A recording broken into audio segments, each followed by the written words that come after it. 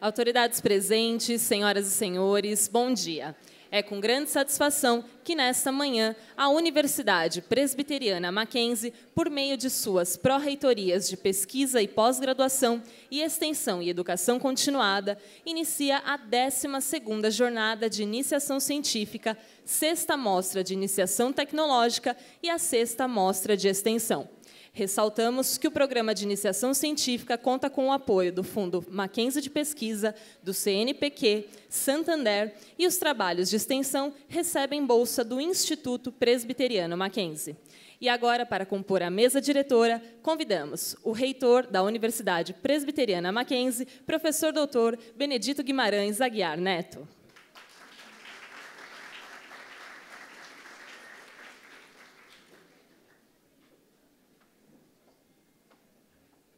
O chanceler da Universidade Presbiteriana Mackenzie, reverendo doutor Davi Charles Gomes.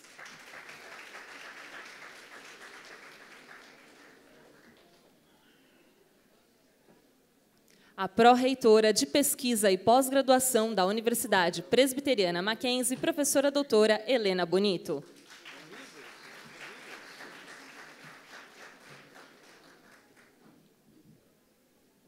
O pró-reitor de Extensão e Educação Continuada do Mackenzie, professor doutor Sérgio Lex.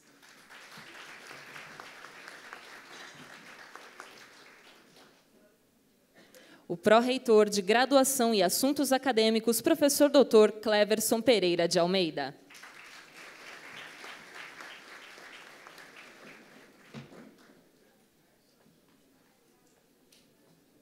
E convidamos também a coordenadora de pesquisa, professora doutora Maria Luísa Mendes Teixeira.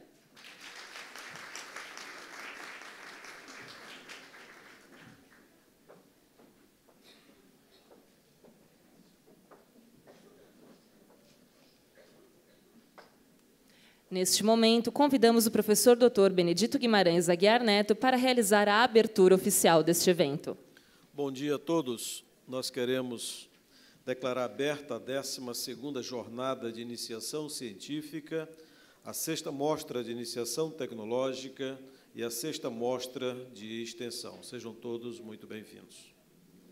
Somos uma instituição confessional com a missão de contribuir na formação de indivíduos e, consequentemente, na sociedade. Sendo assim, temos como prática iniciar nossos eventos com uma reflexão, para a qual convidamos o reverendo doutor Davi Charles Gomes.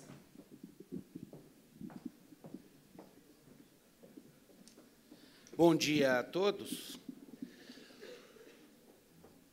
É comum as pessoas, especialmente aquelas que são religiosas e fazem parte de uma das religiões do livro, que se procure justificativa para aquilo que nós já fazemos no texto sagrado.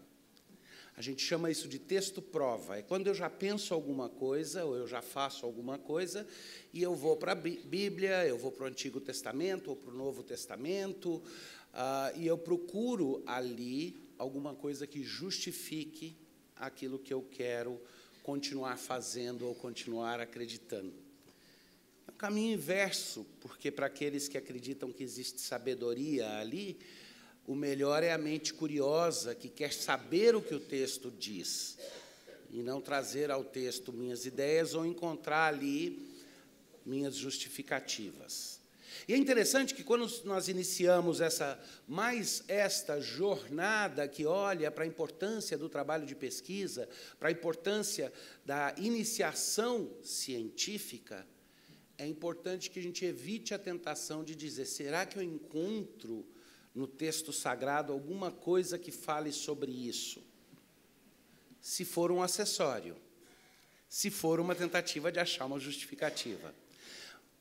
Mas eu quero compartilhar com vocês algo no texto sagrado que serve de emolduramento, de enquadramento para a atividade científica. E isso consiste em demonstrar que, na própria constituição do ser humano, Deus inseriu ali aquele pequeno vírus da curiosidade científica, que faz parte do projeto original dele e da ordem original. E nós lemos aqui no capítulo 2 do livro de Gênesis, depois de ter Deus criado o homem, à sua imagem e semelhança, na sua versão homem e mulher, e eu enfatizo isso porque o texto é muito específico, criou Deus, pois, o homem à sua imagem e semelhança, numa versão masculina e numa versão feminina. O homem ali é genérico, não está falando ali, em particular, de um dos gêneros. Mas aí ele continua, diz, tomou, pois, o Senhor Deus ao homem e o colocou num jardim. O texto descreve que Deus preparou um jardim. Leia-se, um ambiente propício para a habitação humana, que antes não existia. Deus coloca o homem ali e ele dá uma ordem. Ele diz que ele coloca o homem no Éden com o propósito de cultivar e guardar aquilo que ele tinha ali. E alguns versos mais à frente, no versículo 20, no 19 começa a explicar, e no 20 diz, então, tendo Deus trazido os animais para que o homem os conhecesse, deu nome, o homem, a todos os animais domésticos, às aves dos céus e a todos os animais selváticos. E eu percebo ali 3 atividades básicas que são essenciais, não só para aquilo que nós queremos fazer com a pesquisa científica, mas para a nossa vida como universidade. O cultivar, guardar e analisar. Essa é a ordem aí. O cultivar tem a ver com nutrir, gerar recursos, administrar de forma adequada. O guardar com conservar aquilo que precisa ser conservado para que a vida continue.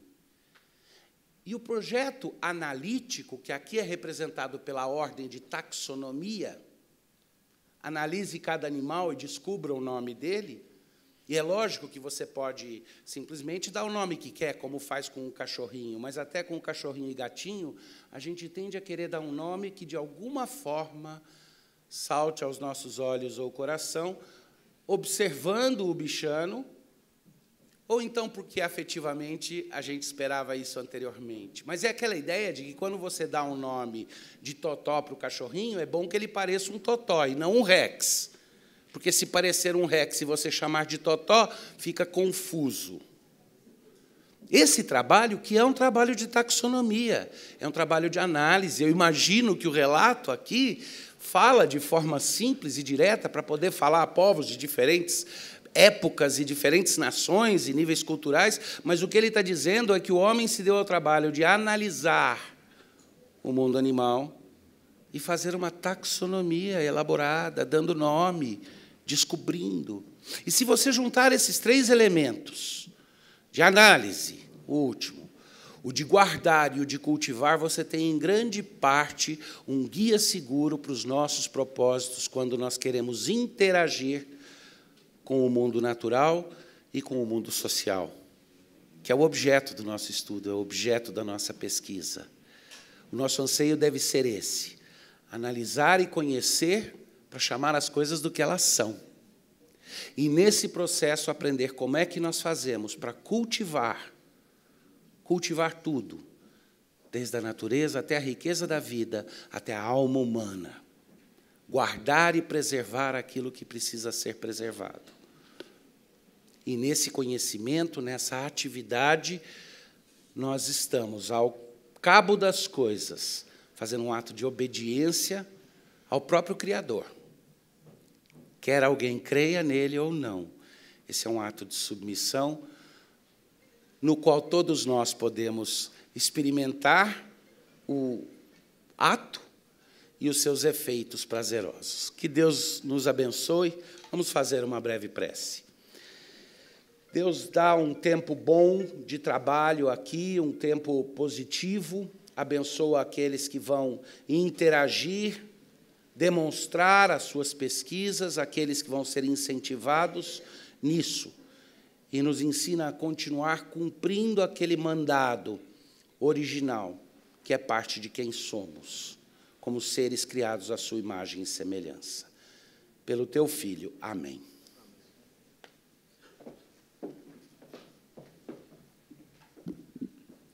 Para realizar sua saudação, convidamos o professor Dr. Sérgio Lex.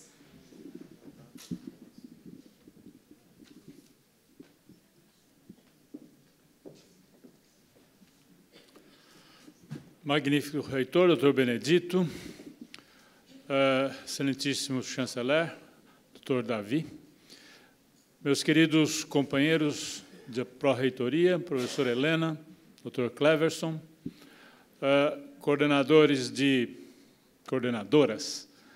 pesquisa, professora Malu, de extensão, professora Suzana, os caros diretores, coordenadores, meus caros alunos.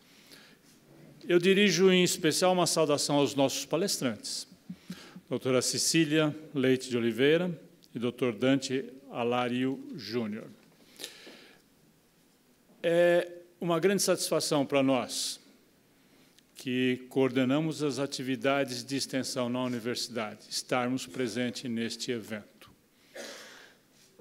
Porque representa um reconhecimento por parte da comunidade universitária de que extensão tem que caminhar junto com a pesquisa. Extensão deve ser compreendida como sendo o compartilhamento dos conhecimentos gerados nas pesquisas acadêmicas, compartilhamento com a sociedade, de modo que o conhecimento gerado não fique confinado nas prateleiras das nossas bibliotecas.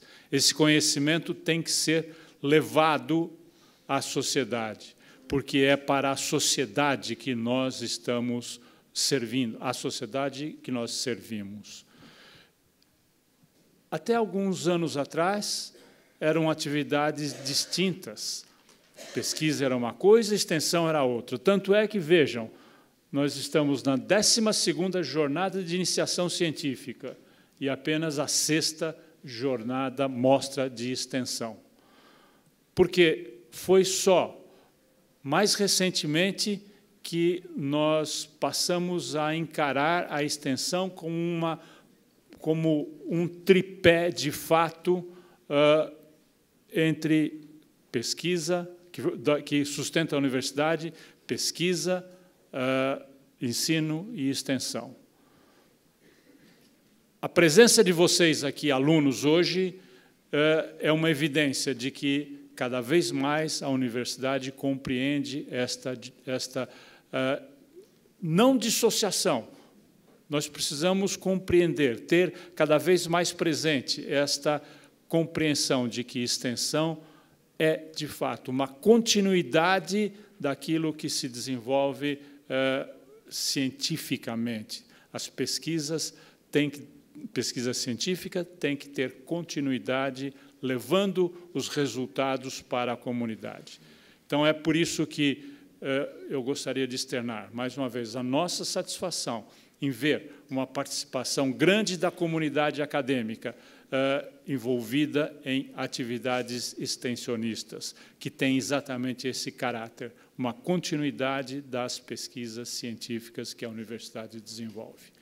Eu tenho certeza que este evento, com as mostras de iniciação científica e a mostra de extensão sendo realizadas conjuntamente, a gente está contribuindo, dando mais um passo nessa direção do envolvimento de toda a comunidade acadêmica em atividades extensionistas. Desejo a todos 2 dias de trabalho bastante profícuo e que os resultados realmente a gente consiga fazer com que esses resultados frutifiquem, que nós tenhamos resultados, tenhamos bons frutos daqui para frente. Muito obrigado e um bom evento a todos.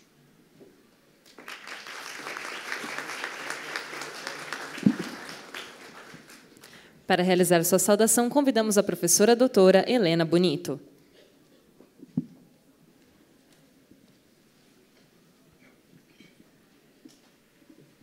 Bom dia a todos. Eu saúdo a mesa em nome do nosso magnífico reitor, Dr. Benedito Guimarães Aguiar Neto. Saúdo nossos diretores, coordenadores, os assessores, os coordenadores das unidades acadêmicas, mas, principalmente, hoje, os orientadores de PIBIC, PIBEX e PIBIT.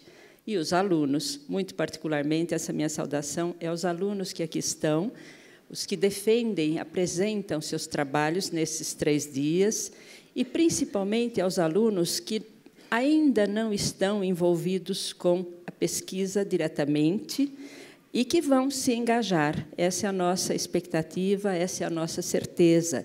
O professor Lex falou um pouquinho do percurso da extensão e da pesquisa. Vejam só, não é novidade para nós apoiar a pesquisa na graduação. Não é novidade hoje, porque estamos na 12ª mostra, mas na 12ª jornada.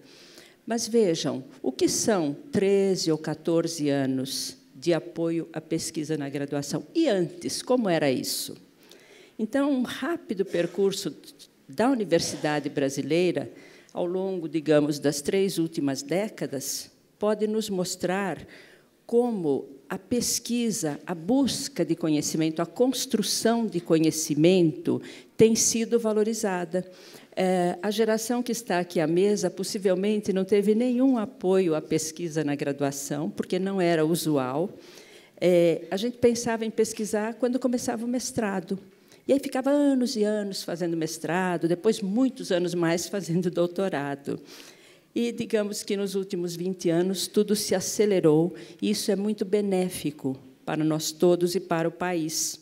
Então, é com muita satisfação que a Universidade Presbiteriana Mackenzie tem proporcionado, pelos projetos aqui desenvolvidos, tem proporcionado as bolsas que o CNPq destina aos projetos bem qualificados. A própria universidade tem uma excelente contrapartida, temos um número grande de bolsas institucionais, contamos com o apoio do Fundo de Pesquisa, MacPesquisa, e agora também a extensão começa a ter apoio institucional para a pesquisa. O que significa um apoio institucional? Cada vez que a gente proporciona uma bolsa para um aluno nosso, nós estamos criando melhores condições para que ele leve adiante o seu curso e se aprimore em relação à futura carreira. É um aprimoramento que já começa na graduação. É fundamental o papel da pesquisa, e é por isso também que temos as bolsas para voluntários, aqueles que não alcançam a pontuação suficiente para ter a bolsa, mas para os quais os nossos professores disponibilizam horas de orientação. Então, isso, gente, é um trabalho muito sério conduzido pela universidade, e isso tem nos conduzido cada vez aos patamares mais altos entre as universidades brasileiras. É sem falso orgulho, sem falsa modéstia que nós dizemos isso. É um trabalho que vem sendo conduzido e já colhemos os frutos, o que nos dá motivação para incentivar cada vez mais. E eu vou falar uma palavra aqui que às vezes parece meio estranha, que é a meritocracia.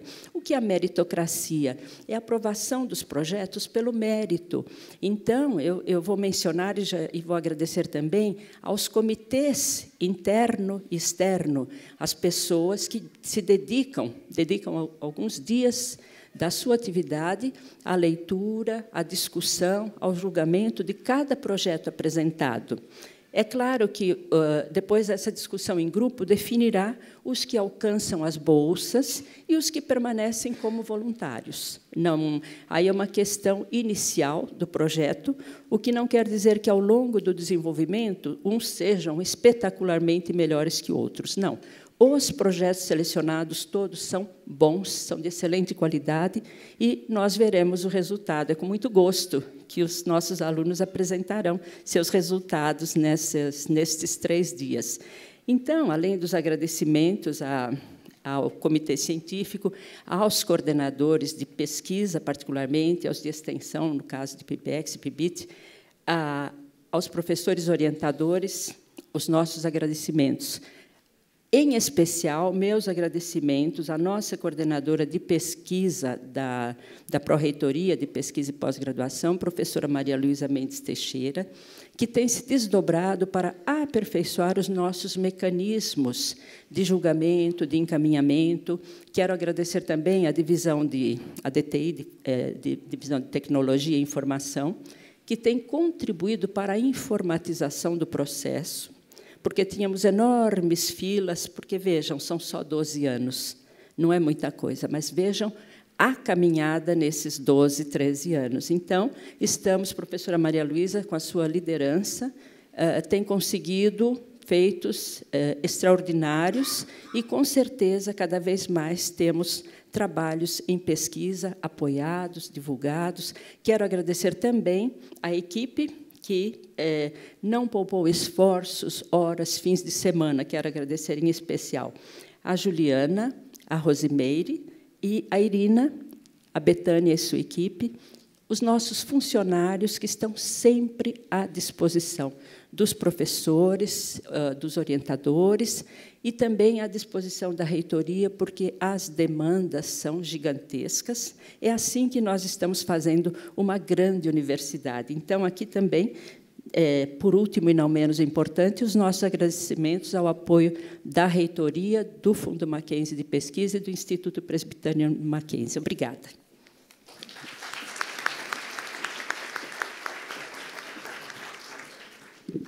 Convidamos agora para realizar sua saudação o professor Dr. Benedito Guimarães Aguiar Neto.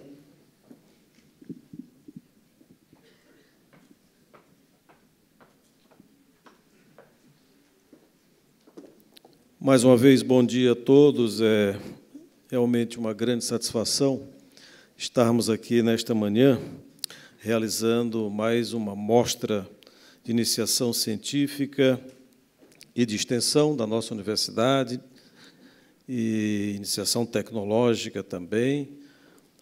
Em suma, um encontro de pesquisa na nossa universidade, cujo foco são os trabalhos dos nossos alunos. Nós queremos saudar o nosso chanceler, reverendo Dr. Davi Charles Gomes, que já nos trouxe uma palavra devocional, como sempre fazemos, antes dos nossos eventos. Queremos saudar a professora a doutora Helena Bonito, que nos trouxe agora a palavra, entusiasmada com relação à realização deste evento. E queremos, então, aproveitar para parabenizar a Pró-Reitoria de Pesquisa e Pós-Graduação pela realização conjunta com a Pró-Reitoria de Extensão e Educação Continuada, que tem o titular o professor Dr. Sérgio Lex, também parabenizá-lo pela organização conjunta deste evento, junto com a PRPG. O professor Dr. Cleverson, nosso pró-reitor de graduação e assuntos acadêmicos. Nós queremos saudar a professora Maria Luísa Mendes Teixeira, que é a coordenadora de pesquisa, a quem coube grande parte da responsabilidade de organização, todas as operações relacionadas com este evento, mas também a professora a doutora Suzana Mesquita Barbosa, que assumiu recentemente a nossa coordenadoria de extensão na nossa universidade, que teve também uma contribuição na organização deste evento. Na realidade, elas duas foram as organizadoras deste grande evento. Nós queremos estender as nossas congratulações a toda a equipe das duas pró-reitorias que estiveram diretamente envolvidas na organização do nosso evento. E as nossas especiais congratulações, saudações e agradecimentos pela presença da professora Cecília Leite Oliveira, diretora do Instituto Brasileiro de Informação, Ciência e Tecnologia, o IBICT, é um órgão de extrema importância no nosso país. Nós estávamos conversando e lembrando de amigos comuns que fizeram parte da história do IBICT, e nós queremos dizer da nossa grande satisfação, professora Cecília, de estar conosco aqui. Igualmente ao professor Dr. Dante Alário Júnior, diretor executivo de Ciências do Biolab Farmacêutica. Queremos agradecer a sua presença e, certamente, as contribuições dos nossos palestrantes aqui nesta manhã serão de grande valia para o nosso evento. Certamente, aos nossos alunos, será agregado bastante valor na sua formação, pelas experiências que serão compartilhadas aqui nesta manhã. Nós queremos dizer da nossa grande satisfação de realizar este evento na sua 12ª edição de iniciação científica, porque, quando nós vimos aqui o programa, ele está bem gordinho, não é? Isso é um bom sinal. Quando nós iniciamos, ele era magrinho. Significava que tinham poucos trabalhos. Hoje nós estamos ele com aqui já bastante robusto. Então, nosso evento cresceu e queremos ainda que ele cresça mais ainda. Não obstante estarmos na 12ª edição, eu creio que nós temos ainda uma longa caminhada para percorrer no que diz respeito ao desenvolvimento, na consolidação da pesquisa na nossa universidade. Como em qualquer outra universidade, a pesquisa ela é desenvolvida, sobretudo, nos programas de pós-graduação estrito sensu, os doutorados, os mestrados, e nós temos avançado muito nessa direção. Mas não podemos esquecer da graduação. Na realidade, a pesquisa que nós realizamos na graduação, ela tem uma relação muito forte com a pesquisa que nós realizamos na pós-graduação. E essa integração, graduação e pós-graduação, elas são extremamente importantes. E aquilo que nós temos estabelecido como política na nossa universidade, exatamente essa integração da pesquisa, não é, dentro do contexto da pós-graduação estrito sensu e da graduação. Nós estamos nos referindo à pesquisa porque nós entendemos que a extensão não se faz extensão sem pesquisa. Isso é muito importante. Nós entendemos que as atividades extensionistas elas não podem prescindir da pesquisa. Então, este aqui é um grande encontro de pesquisa. Na realidade, nós podemos fazer pesquisa sem extensão, mas não podemos fazer extensão sem pesquisa. E nós precisamos dinamizar ainda mais a atividade de extensão e entendê-la, que ela está dentro do contexto da pesquisa. Nós temos, dentre os 345 trabalhos que nós estaremos apresentando ao longo desses dias aqui, dessa nossa jornada, nós ainda temos poucos trabalhos de extensão. Precisamos dinamizá-los, precisamos aumentá-los, precisamos compreender a importância da pesquisa com o olhar externo, que é isso que caracteriza a extensão universitária. E isso faz parte da nossa política, a integração da pesquisa na extensão nessa perspectiva, que a pesquisa ela deve ser desenvolvida também, não apenas isso, mas com um olhar para fora, para a comunidade, para as demandas da sociedade, e isso caracteriza a extensão universitária. Nós queremos, então, encorajar a todos os nossos pró-reitores, toda a nossa equipe, todos os nossos diretores aqui presentes, aos quais nós saudamos e agradecemos pela presença, aos coordenadores dos cursos de graduação e de pós-graduação, aos demais professores aqui presentes, para que todos nós possamos estar no próximo ano aqui, contabilizando. Olha, o Heitor falou aqui que tinha pouco trabalho de extensão, estou mostrando para ele que a gente deu a resposta, e agora a pesquisa e a extensão estão bastante integradas, e a prova é essa, o livrinho ficou mais gordinho. Então, nós queremos, então, por fim, agradecer a presença de todos, desejar um bom evento, um grande proveito, porque este é um momento ímpar na nossa universidade.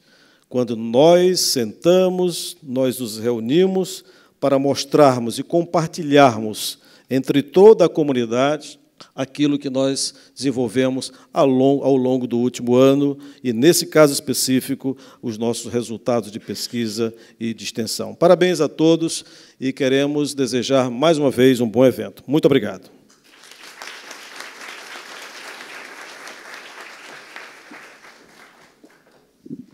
Agradecemos a presença das autoridades da mesa diretora e convidamos para que se acomodem nas primeiras fileiras da plateia, pois dentro de instantes iniciaremos o seminário Ciência, Carreira e Desenvolvimento. Permanece à mesa a moderadora dos trabalhos desta manhã, professora doutora Maria Luísa Mendes Teixeira.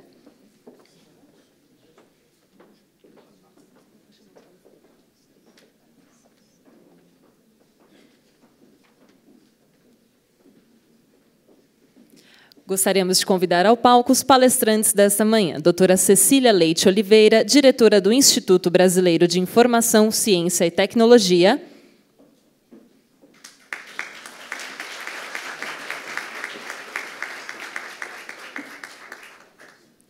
E Dr. Dante Alário Júnior, diretor executivo de Ciências da Biolab Farmacêutica.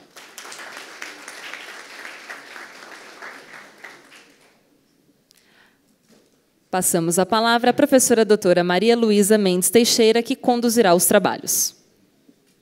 Bom dia a todos.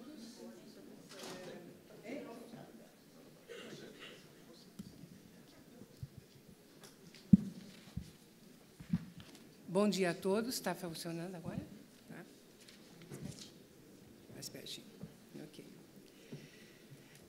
Antes mesmo de iniciar os trabalhos, eu quero agradecer a todo o apoio que nós temos recebido da reitoria, da pró-reitoria de pesquisa e pós-graduação, o prazer de trabalhar junto com a pró-reitoria de extensão e educação continuada, junto com a colega Suzana, agradecer a todos os coordenadores de pesquisa das unidades, tá, pelo trabalho, pelo que hoje nós temos esse resultado, né? Agradecer aos alunos e dizer o seguinte para vocês: é um grande orgulho podermos fazer parte desta instituição, quer como professores, quer como coordenadores, quer como alunos. Nós todos somos privilegiados. E eu espero que os alunos que estão aqui presentes tenham plena consciência disso, valorizem esse momento na instituição,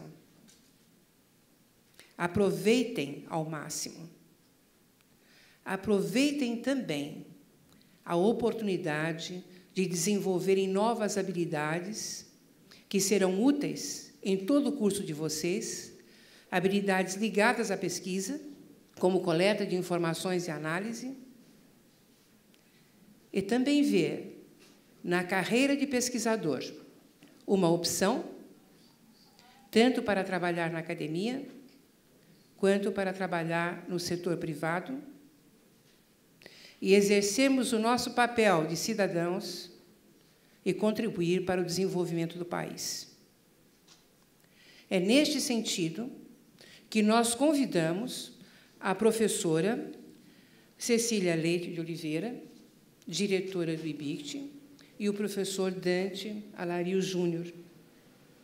É com este propósito que nós hoje contamos com os senhores e agradecemos muito a sua presença, porque temos certeza que será uma presença inspiradora para os nossos alunos. Nesse momento, eu vou ler o currículo da professora Cecília e, na sequência, o currículo do professor Dante. A professora Cecília Leite Oliveira, atual diretora do Instituto Brasileiro de Informação em Ciência e Tecnologia, IBICT, possui graduação em Letras, licenciatura plena pela Universidade de Brasília, mestrado em Ciência da Informação pela Universidade de Brasília também, e doutora em Ciência da Informação também pela mesma universidade. Realizou instância formativa no Ministério da Educação, Cultura e Esporte da Espanha. É que o currículo é tão grande que eu estou pulando algumas linhas, está bem? Tá certo? Em 2002, tá certo? No doutorado, desenvolveu uma metodologia de inclusão digital para a inclusão social e foi o primeiro trabalho acadêmico da Universidade de Brasília que se transformou em lei, na Lei 3.275 do Governo do Distrito Federal, tornando obrigatória a sua utilização no ensino público, e essa metodologia é reconhecida internacionalmente e premiada. Pesquisadora da Embrapa, Informação Tecnológica de Carreira, cedida ao Ministério de Ciência, Tecnologia e Inovação, para atuar como a coordenadora geral de Pesquisa e Desenvolvimento de Novos Produtos do Instituto Brasileiro de Informação em Ciência e Tecnologia.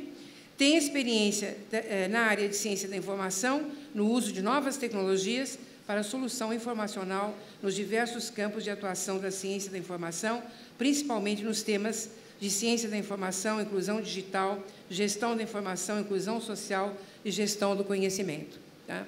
Muito obrigada, professora Cecília. Eu desejo uma salva de palmas de imediato para a professora.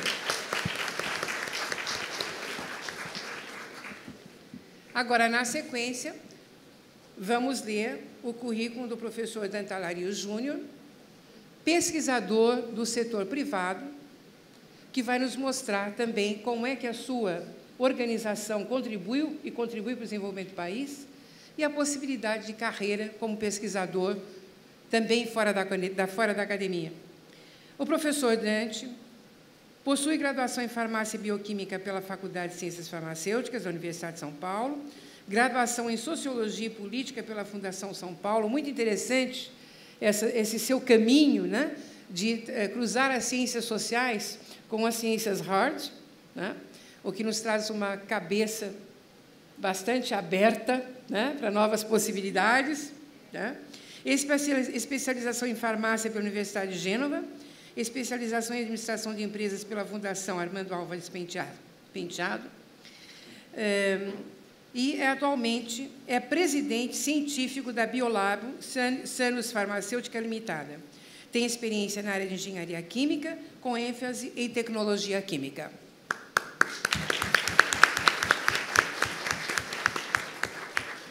Então, vamos inicialmente à palestra da professora Cecília, né? E depois a palestra do professor Alario. Em torno de uns 30 minutos, mais ou menos, 30, 40. Por favor, professora.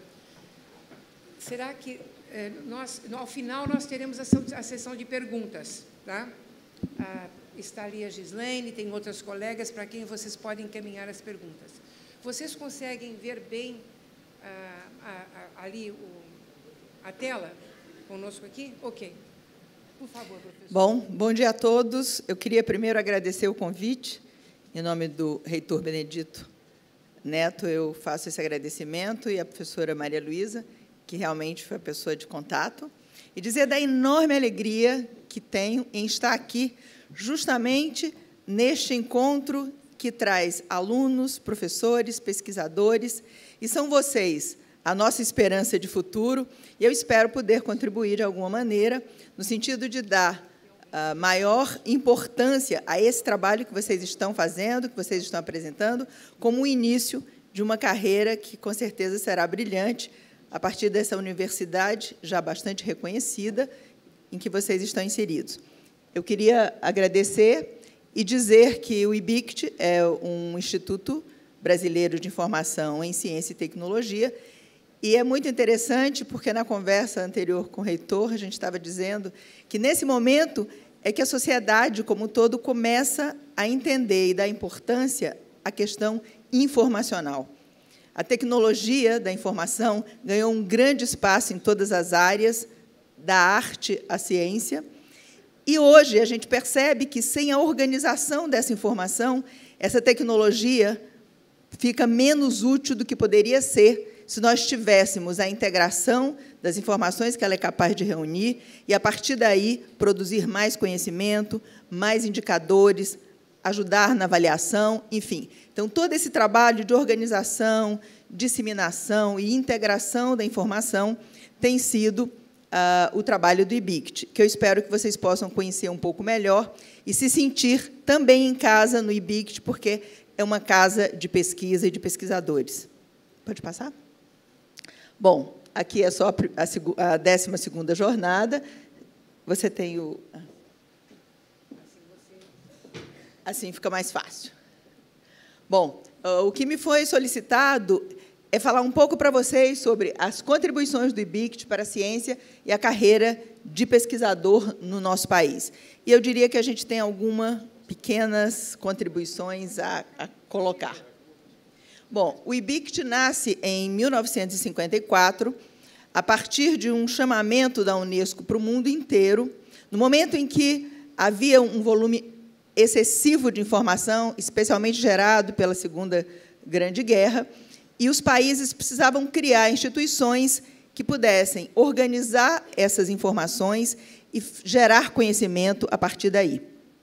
E, nesse sentido, o IBICT nasce como Instituto Brasileiro de Bibliografia e Documentação, em 54, onde ele trata de organizar a bibliografia por área de conhecimento. Em 76, em função do crescimento e da revolução tecnológica, ele se transforma em IBICT. Até porque quem trabalha com informação, se não estiver na vanguarda, se não estiver antevendo e tentando abrir caminho, a informação ela anda muito rapidamente. E, com as novas tecnologias, houve a necessidade de uma reorganização e o IBBD transforma-se em IBICT. E eu coloquei ali 2010, que é exatamente quando a gente trabalha muito fortemente em relação à sociedade da informação e do conhecimento, e a gente trabalha do impresso ao digital. E como eu tenho 30 minutos, desses 37, eu vou usar num vídeo institucional que mostra o que a gente fez até 2010, e eu vou complementar, em seguida, atualizando o que a gente está fazendo hoje. Eu acho que aqui não... Você pode passar, porque aqui não está... Isso. Muito obrigada. Se você puder me ajudar, aí vai ser mais rápido o vídeo. Aqui não está dando.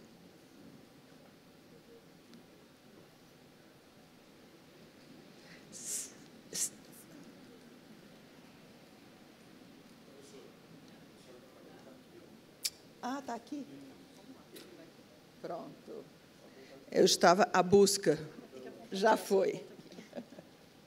Agora sim. Então, esse é um vídeo sobre esses nossos 50 anos, digamos assim. O som?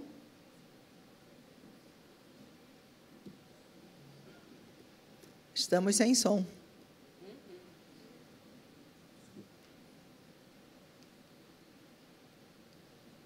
O que está acontecendo? Ok? Obrigada. Eu acho que agora a gente vai conseguir falar.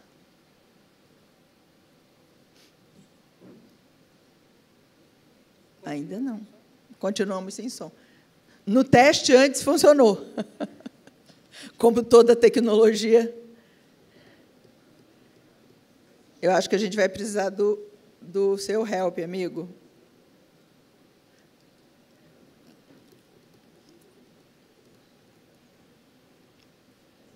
Você pode dar uma olhada?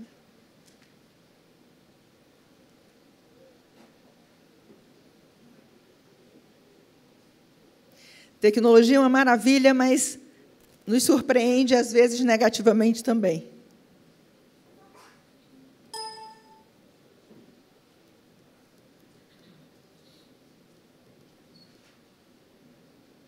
Podemos ir?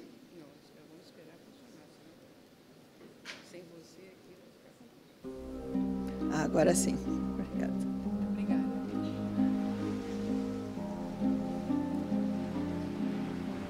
A relação do homem com o universo marca sua presença no espaço. O universo é a fonte de energia onde o homem procura respostas na sua incessante busca pelo conhecimento. A história da tecnologia é tão antiga quanto a história da humanidade. Dessa dinâmica surge o método científico. Ciência e tecnologia nascem e são perpetuadas a partir da informação. Em 1954, foi criado por decreto presidencial o Instituto Brasileiro de Bibliografia e Documentação, IBBD, voltado para o desenvolvimento e a estruturação de sistemas de informação para produção, integração e socialização do conhecimento. Com os avanços na área de biblioteconomia e documentação, em 1976, o IBBD recebeu o nome de Instituto Brasileiro de Informação em Ciência e Tecnologia, IBICT, que continuou a servir o país com informação científica e tecnológica de qualidade.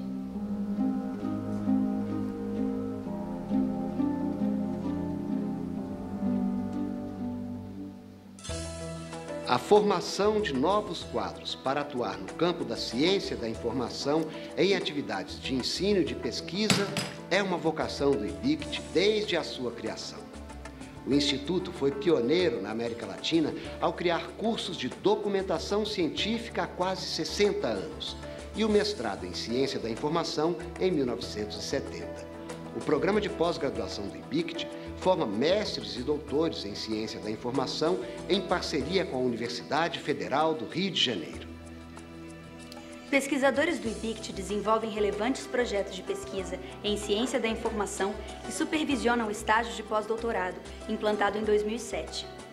Juntos, ensino e pesquisa abordam as relações entre informação, ciência, tecnologia, inovação, cultura e sociedade com a finalidade de alcançar a inclusão social em nível digital e informacional. O IBICT é um vetor de democratização do acesso livre à informação. Personaliza e repassa de forma gratuita tecnologias que propiciam o aumento da oferta de informação científica e tecnológica brasileira na internet. Isso faz do Brasil um dos principais países em número de registros digitais do mundo. Exemplo disso é o repasse da tecnologia para a criação de repositórios digitais com funções de armazenamento, gerenciamento, preservação e disseminação da produção científica de uma instituição. Outra iniciativa de acesso livre é a Biblioteca Digital Brasileira de Teses e Dissertações, BDTD, criada para disponibilizar os trabalhos defendidos no Brasil e por brasileiros no exterior. O IBICT repassa a tecnologia para instituições de ensino e pesquisa. Elas criam suas próprias bibliotecas digitais, que passam de forma automática a fazer parte do acervo da BDTD. Da mesma forma, essas teses e dissertações são coletadas e disseminadas pela Biblioteca Digital Internacional de Teses e Dissertações, a NDLTD. A BDTD é hoje a segunda maior biblioteca digital dessa natureza no mundo.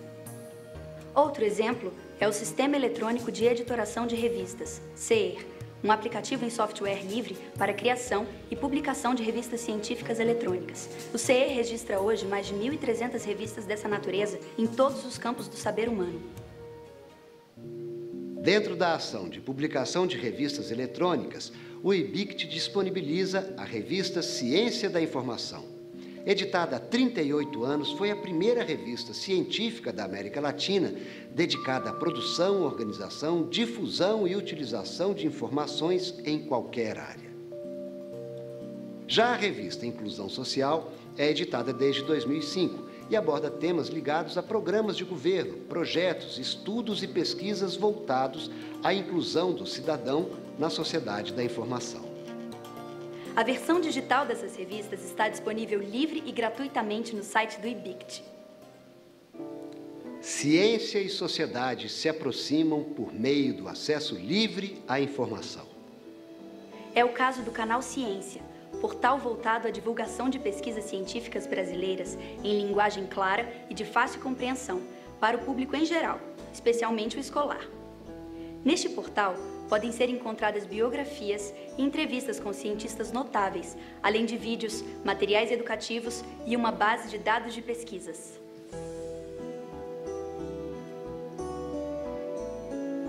Já no campo da informação tecnológica, o IBICT oferece o Serviço Brasileiro de Respostas Técnicas, SBRT, dedicado a microempresários ou empreendedores que precisam melhorar seus produtos e processos. O SBRT possui uma base de dados com mais de 20 mil soluções tecnológicas. É um sorvete, todo mundo fala que é um sorvete leve, que é um sorvete muito melhor do que os concorrentes grandes que eu tenho. O interessado faz uma busca. E se as soluções disponíveis no acervo não atenderem à sua necessidade, ele pode formular uma pergunta que será respondida por uma rede composta de 9 instituições de pesquisa tecnológica. Agora a minha ideia é fazer um hambúrguer, é substituir a maionese, eu quero tirar a maionese do meu sanduíche natural. Há um movimento mundial em busca de processos industriais mais limpos e com menos desperdício. No Brasil, impactos ambientais causados por produtos e serviços serão conhecidos por meio do Inventário do Ciclo de Vida para a Competitividade Ambiental da Indústria Brasileira, um sistema de informação que está sendo desenvolvido pelo IBICT em parceria com universidades, associações da indústria e governo. Importantes inovações na esfera social surgem da experiência do IBICT no trabalho com a informação. Estudos e metodologias são desenvolvidos para atender às necessidades digitais e informacionais de comunidades excluídas.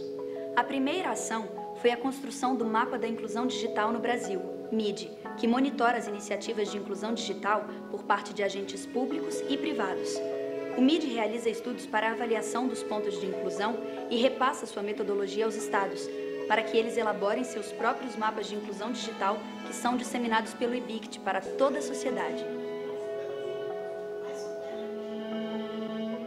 A inclusão digital básica é praticada pelo IBICT com o diferencial de agregar metodologias pedagógicas para possibilitar a inclusão informacional. Em parceria com a Secretaria de Educação do Distrito Federal e a Biblioteca Nacional de Brasília, o IBICT vem trabalhando no projeto Corredor Digital Rural, dedicado à capacitação de professores e alunos do ensino fundamental e médio de escolas rurais. É o programa Aprendizagem Informacional, que busca alfabetizar o cidadão no uso das tecnologias em busca da informação.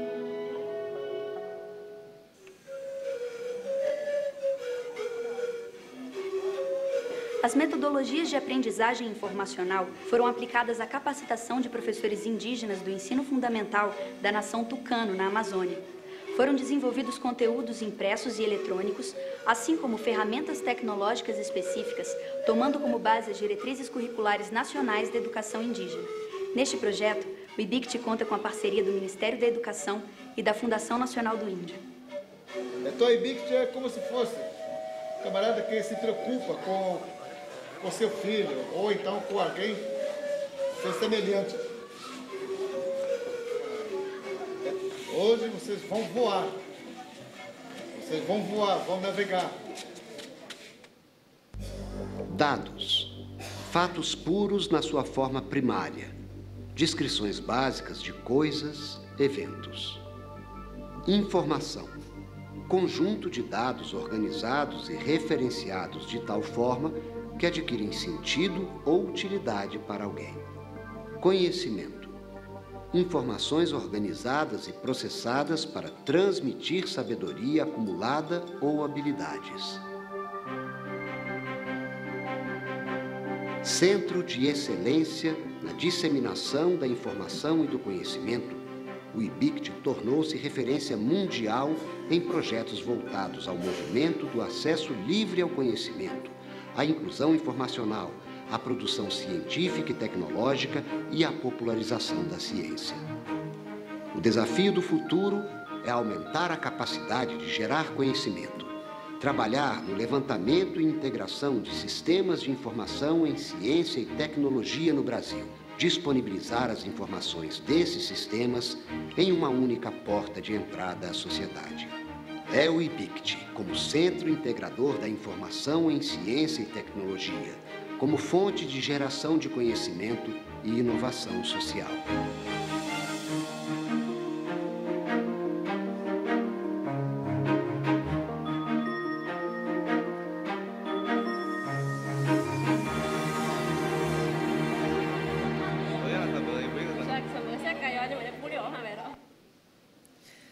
Bom, isso é um pouco do IBICT, e, como eu disse, foi até 2010.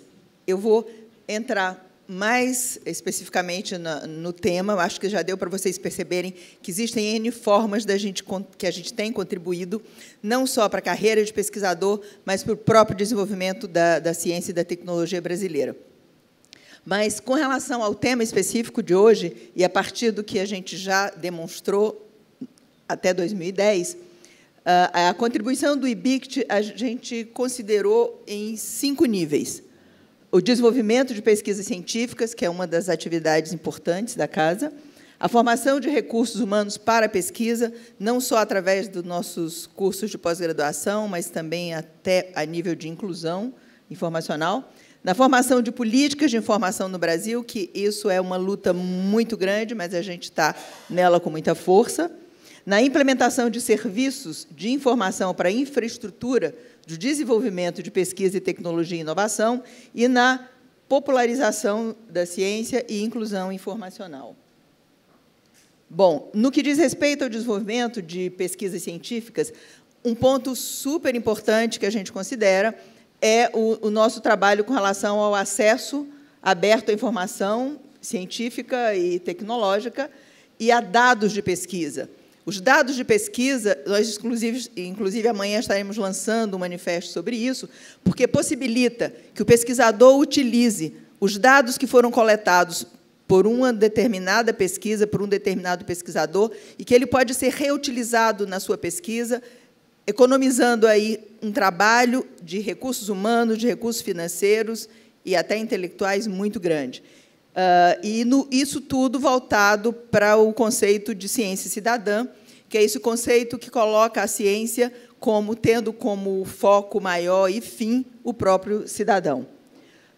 Nesse sentido, também, nesse desenvolvimento de pesquisa, a gente tem os nossos pesquisadores, 90% deles têm bolsa de produtividade do CNPq e de outros órgãos de fomento, e vários com nível A. A gente tem um programa de capacitação institucional, o PCI, que é uma forma também de nos ajudar a desenvolver essas pesquisas através de bolsas não só para pesquisadores nacionais, mas internacionais, que a gente traz também, e um programa de acordo de cooperação, um PRODOC, com a Unesco, que é uma grande parceira nossa, e é uma outra forma de fomentar também o desenvolvimento de pesquisa científica. Na formação de recursos humanos, a gente foca muito no nosso programa de pós-graduação, que vai do mestrado, doutorado e pós-doutorado.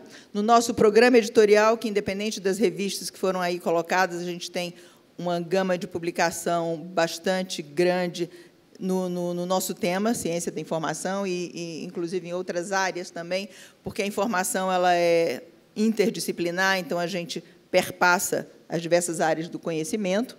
Em cursos, capacitação e treinamento em software e ferramentas tecnológicas. A gente tem uma expertise muito grande em algumas ferramentas e alguns softwares, como, por exemplo, o DSpace, que a gente está sendo muito utilizado em várias unidades de pesquisa e universidades, e a gente mantém essa expertise e dá uma assistência bastante grande a várias instituições nesse sentido. Com isso, a gente trabalha a transferência de conhecimento e tecnologia. Oficinas e workshops, a gente trabalha muito essas metodologias, especialmente de competência e informação, no que diz respeito ao nosso programa de inclusão informacional. E aulas, palestras, seminários, e eu espero que essa possa contribuir para motivar muitos de vocês à carreira de pesquisador também. No terceiro nível, a gente está colocando na formulação de políticas de informação no Brasil. Esse é um problema sério, porque não depende só da gente. A questão de você conseguir consolidar determinadas políticas não é muito simples, e a gente tem focado muito no que diz respeito a qualquer ação de informação, até porque o Ministério é muito procurado, a gente tem contribuído em algumas políticas, não só especificamente para a ciência da informação, mas para outras áreas que tratam de informação também. A gente lançou, em 2005, esse manifesto do acesso aberto e nos colocou na liderança, não só no Brasil, mas na América Latina, em todo esse processo. A gente utiliza sempre que possível, e quase 90% dos nossos trabalhos, pesquisas e ferramentas estão em cima de software livres e abertos. E a gente está lançando amanhã, no Museu do Amanhã, o Manifesto de Dados Abertos de Pesquisa, que é um programa que a gente espera poder consolidar em algum tempo curto. No quarto, a implementação de serviços de informação para infraestrutura e desenvolvimento de pesquisa, tecnologia e inovação. E aí a gente chama atenção para alguns serviços e produtos nossos, como a Biblioteca de Teses e Dissertações, que é um grande sucesso, e que eu acho que, se o Mackenzie ainda não tem a sua biblioteca de teses e dissertações, eu acho que sim, mas a gente está à disposição para colaborar no que for possível. O OASIS BR, que é um repositório de ciência e tecnologia, que já tem hoje 1.700.000 documentos. A gente tem uma parceria com a Rede Recap de Portugal, são 700.000 documentos portugueses, mas a grande maioria é brasileira, mais de 1.200 são nossos. O portal do livro aberto, que são livros que os autores nos dão a licença para que sejam publicados nesse portal gratuitamente. A gente já tem mais de 500 livros aí, uma ação nova. O Serviço Brasileiro de Respostas Técnicas, que vocês viram, que foi um sucesso tão grande que hoje o SEBRAE é quem patrocina, é o nosso grande aliado nesse trabalho, porque houve uma queda na mortalidade das micro e pequenas empresas que utilizam esse serviço. A avaliação do ciclo de vida, que naquele momento a gente estava ainda construindo, hoje nós temos o Programa Brasileiro, o Banco de Dados Brasileiro, e, com isso, a nossa aproximação com a indústria ficou extremamente mais próxima. Nós temos uma grande parceria com a CNI, com vários setores da indústria, temos, inclusive, bolsistas no IBICT, pago diretamente pela indústria. Então, essa relação tem se aproximado muito, especialmente através da avaliação do ciclo de vida, que é o que permite o inventário do seu produto, desde da matéria-prima ao descarte do seu produto.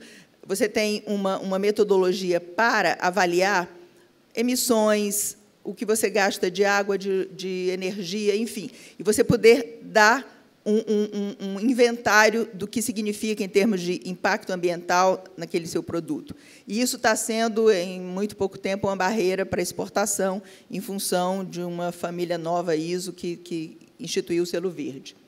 Bom, a gente tem o Núcleo de Informação e Inteligência Orientada à Inovação, o N3I, que é um projeto novo também, de um grupo que está tratando especificamente da questão da inovação e de como o IBICT pode estar trabalhando junto, especialmente com o setor produtivo.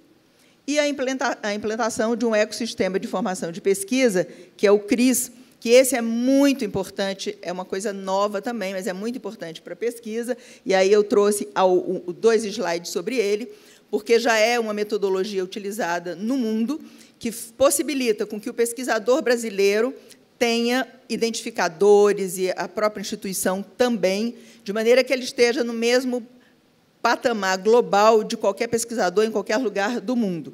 E, para isso, existem alguns padrões que a gente está adotando. Estamos em parceria com o CNPq, fazendo a integração da Biblioteca de Teses e Dissertações com o Lattes, e o Lattes está começando, e a gente junto, a dar o CERIF, que é o número, como se fosse o CPF internacional do pesquisador, o que amplia a sua capacidade de divulgar e de trocar experiências com outros pesquisadores, na medida em que o CPF serve para o Brasil, mas não serve para o mundo, e o CERIF é um dos padrões, como exemplo que eu estou dando, dessa inovação. E, finalmente, na popularização da ciência e inclusão informacional, a gente tem o Canal Ciência, que é um canal que começou a ser muito utilizado pelas escolas, especialmente públicas, porque é uma fonte de pesquisa, uma possibilidade, além do Dr. Google, de quem quer começar a aprender a pesquisar desde muito cedo. E, com relação a isso, a gente tem criado cartilhas, enfim, uma série uma capacitação para professores, que tem sido bastante importante. O corredor digital, que vocês já viram no filme, ele continua crescendo. O mapa da inclusão, que está sendo especialmente utilizado pelo governo, porque a gente já tem 28 mil pontos mapeados e o que acontece em cada um, e isso tem sido muito rico para várias áreas do governo. E os Saberes do Cerrado, que é um projeto que a gente tem junto com o Jardim Botânico de Brasília, e que está gerando, inclusive, o desenvolvimento de uma ferramenta de alerta contra incêndio, porque Brasília é muito seco e isso acontece, e que possivelmente gere uma patente nesse sentido. Então, isso tudo na ideia de popularizar a ciência. E, finalmente, a nossa ideia maior é que o processo que aproxima ciência e sociedade se traduz pela dimensão social dos resultados alcançados com desenvolvimento científico e tecnológico. Isso vem ao encontro do que, na abertura, foi colocado na reflexão do chanceler, onde ele coloca cultura, guardar e analisar, é exatamente o que a ciência cidadã está se propondo. É você cultivar, e aí é isso que a Mackenzie está fazendo, cultivando esses pesquisadores que estão aqui, guardar, e aí você precisa desses repositórios, dessa preservação, desse conhecimento, e analisar, para que ele possa gerar novos conhecimentos, possa melhorar a qualidade de vida daqueles que habitam esse país e dá um grande exemplo de que a gente não precisa ser conhecido só como o país que está colocando justiça na sua política, mas o país que está produzindo conhecimento, que está melhorando a sua sociedade, e é assim que a gente espera poder contribuir nessa manhã de hoje, com vocês, colocando o IBICT à disposição como uma casa de vocês e tudo aquilo que a gente possa efetivamente colaborar. Muito obrigada.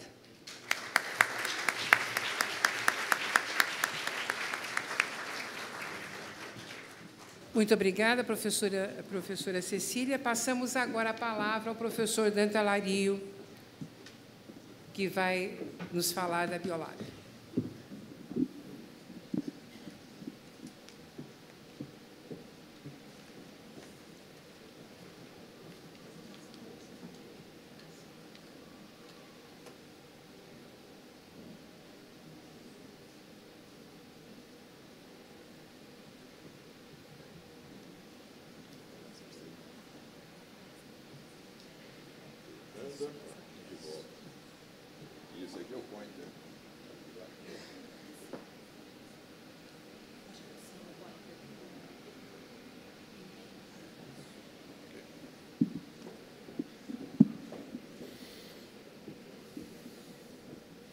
Bom dia a todos.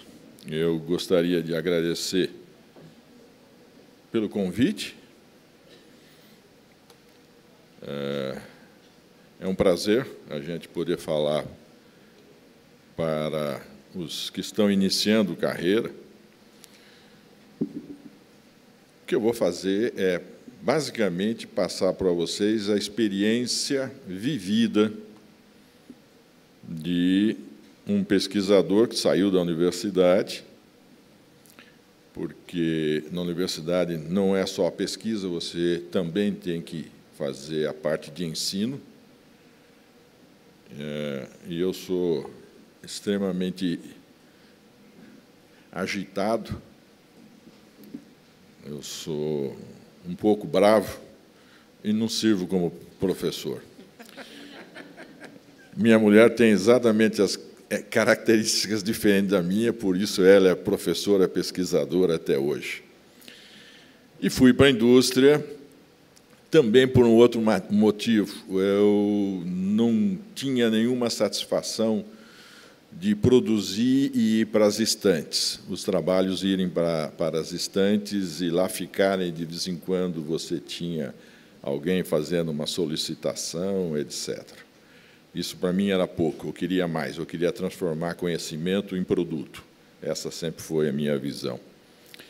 E saí, porque ser bom professor precisa ser tempo integral dedicado àquilo, e eu não conseguia fazer isso. Então, fui para a indústria e lá me dediquei em tempo integral.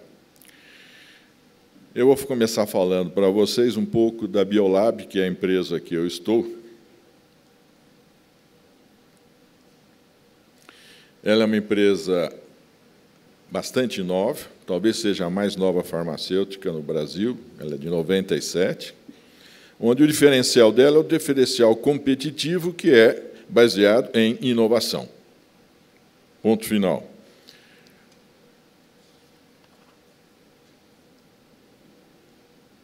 São 3 plantas, onde, especificamente, esta planta aqui é apenas e tão somente para fazer PDI. É aqui que a gente faz, separado de toda a indústria, porque são ambientes absolutamente distintos, o de PDI e o ambiente de produção. Um pouco daquilo que a gente tem feito nos últimos anos, vocês têm aqui, vocês vejam as patentes, né, quando nós começamos, né, e 2016 nós devemos, ainda não fechamos, esse ano aqui devem entrar mais 4 patentes. Né? Isso é o que nós temos nesses 10 anos de trabalho, e onde já temos, acho que aqui pulou,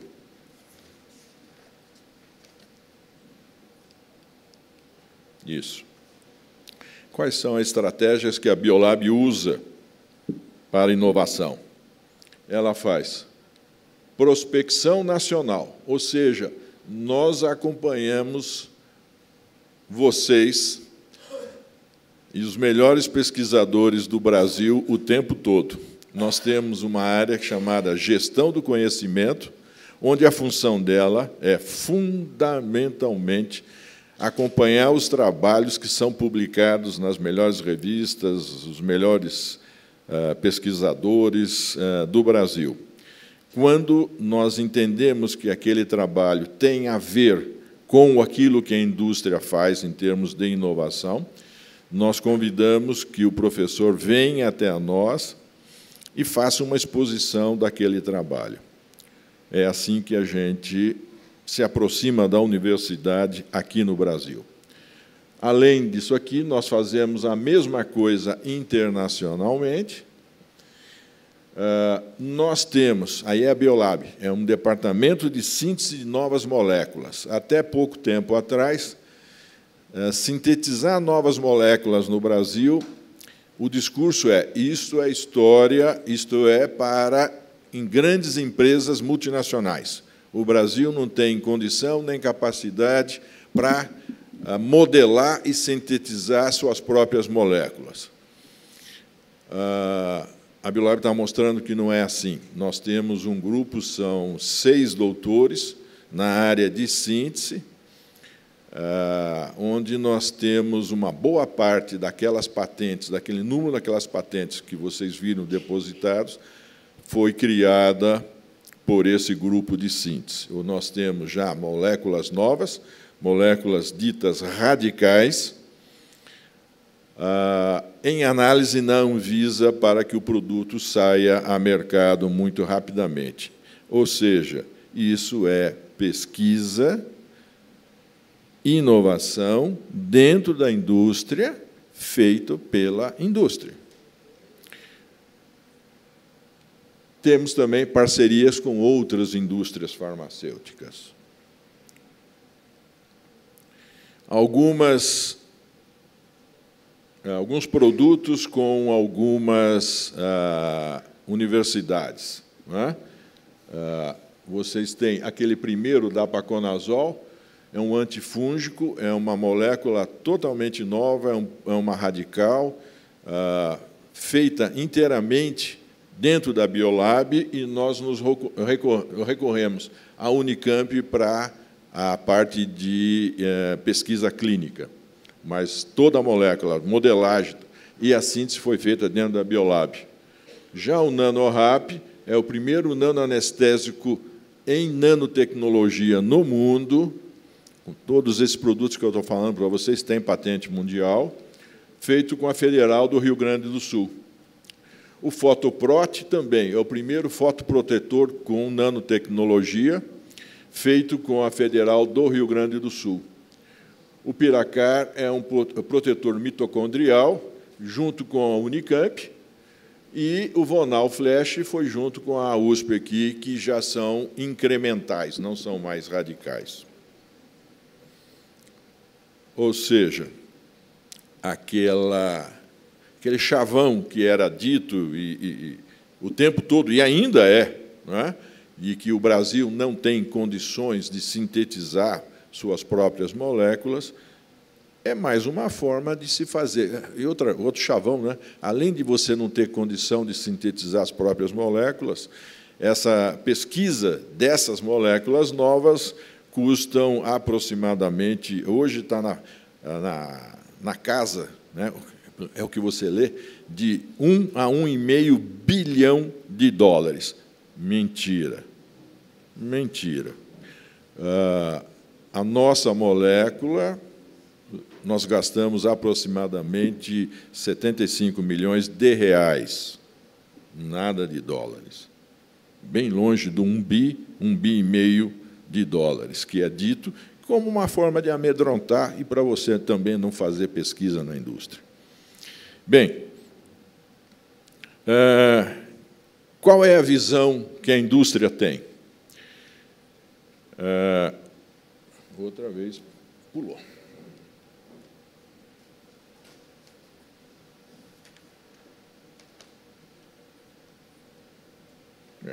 voando. Bem, eu não sei a sequência, porque isso aqui foi passado para cá, e eu não sei exatamente a sequência que eles passaram, mas é diferente da que eu tenho aqui.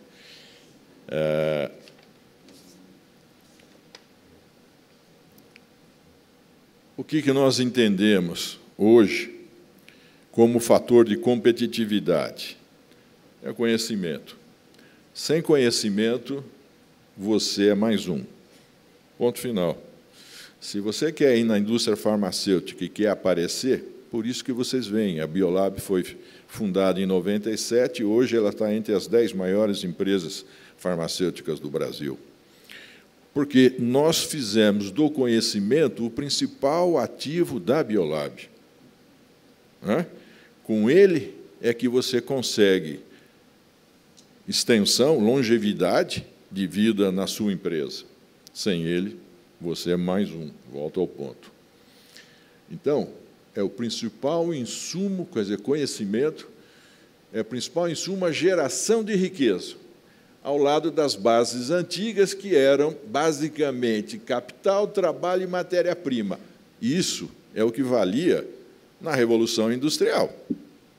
Hoje, esses três, capital, trabalho e matéria-prima, não são suficientes. Você tem que agregar a parte de conhecimento. Até porque, a primeira e a segunda ondas, que dizem respeito, que é a Revolução Agrícola e depois a Industrial, foram perdendo importância, já que a terceira onda que veio, que é a importância do conhecimento, é o fator que impulsiona toda a produção. Hoje não se pode pensar mais em desenvolvimento sem conhecimento. Quem tem capital, trabalho e matéria-prima é o primeiro passo, mas não é mais suficiente. E, ao contrário dos ativos materiais, que diminuem à medida que eles são usados, os de conhecimento, exatamente o contrário. Eles aumentam. Quanto mais você troca, distribui, aprofunda ideias e conhecimento, ele só vai se enriquecendo e vai aumentando. É bem o contrário do capital material.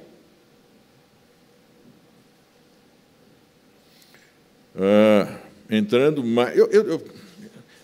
Eu vou matar aqueles caras lá, viu? É o mínimo que eu vou fazer quando eu chegar lá. Eles pegaram várias apresentações diferentes minhas e juntaram numa, me deram alguma coisa aqui para eu produzir, para eu trazer para vocês, diferente da que eles projetaram lá. Mas tudo bem, vamos lá. Definições. Não se pode falar em inovação sem falar em Schumpeter. Schumpeter é fundamental. Ele deu algumas definições, ele tem um manual chamado Manual de Oslo, que seria bastante importante para vocês lerem. Ele fala sobre o que é inovação radical, que hoje não é tão assim, ela é um pouco mais abrangente, ela é mais aberta, e fala também das incrementais, que é aquilo que todo mundo sabe, innovation, incremental. O que é inovação? Vem da palavra innovation. O que é isso? É inovar naquilo que já existe, mas que é contínuo, não para, é pesquisa, não é de segunda categoria, como muita gente fala, que incremental é segunda categoria. Isso é mostrar a mais absoluta ignorância do que é pesquisa. E é fundamental, mais de 90% dos produtos no mercado, sejam farmacêuticos ou não, são de inovação incremental e não radical.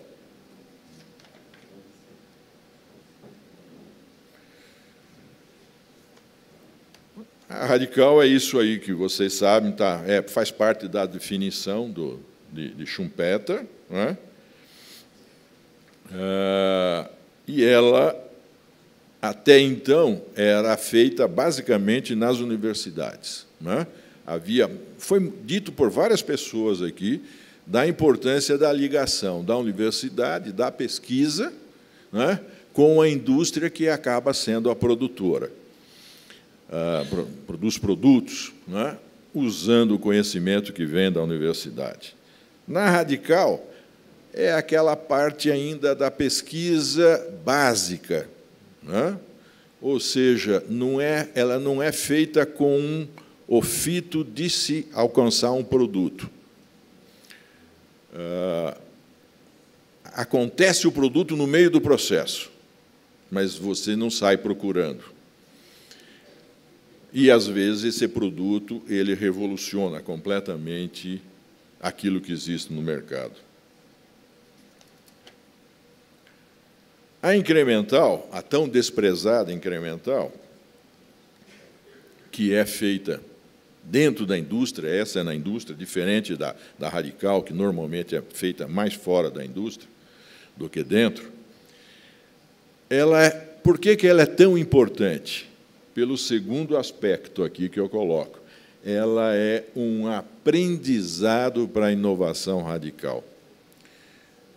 Eu tenho 70 anos, então eu aprendi a ler e escrever no beabá.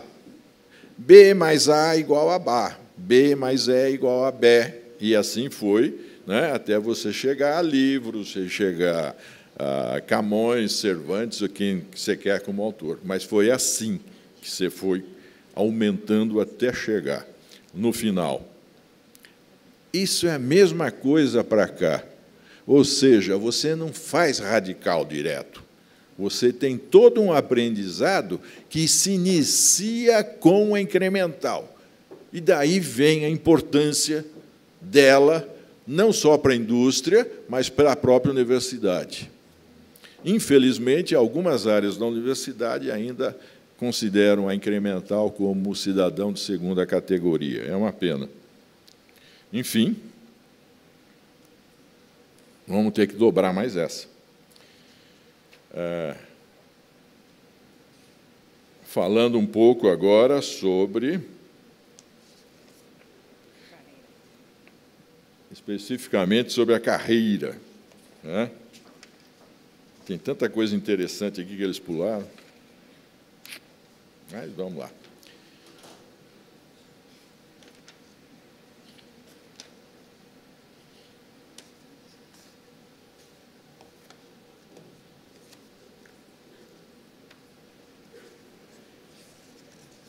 Tá difícil, gente. Não é brincadeira. Olha, hoje a sua equipe... Olha, falhou assim, mas, como eu falei, eu sou bravo, né? Esse é um dos motivos que eu não fiquei como professor. Vocês podem imaginar que eu vou morder meia dúzia quando eu chegar na empresa, né? Mas tudo bem. Ok. Então, vamos lá. Carreira. Vejam bem. Isso mostra para vocês que fazem, né, que são estudantes ou que já são pesquisadores, vocês têm aqui as empresas, os países que mais produção científica tem no mundo. Não é? Isso aqui, a fonte está aqui embaixo. Então, vocês vejam, Estados Unidos, China e vai por aí afora. O Brasil está aqui. O Brasil, hoje, tem uma posição científica bastante boa.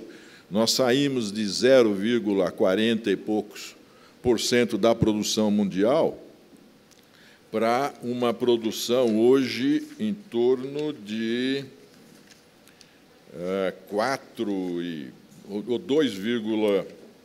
2,4%. Ou seja, é um crescimento brutal.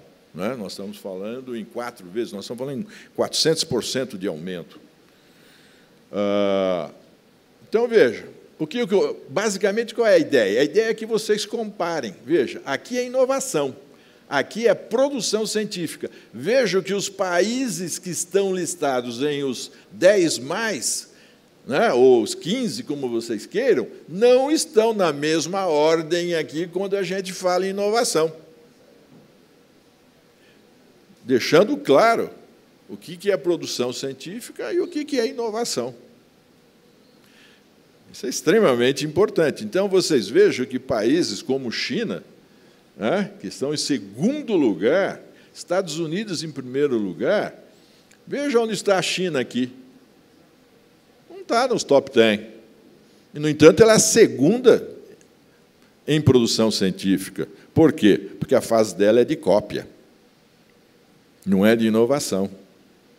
Se vocês pegarem países tipo Japão, sexto, cadê o Japão aqui entre os 10?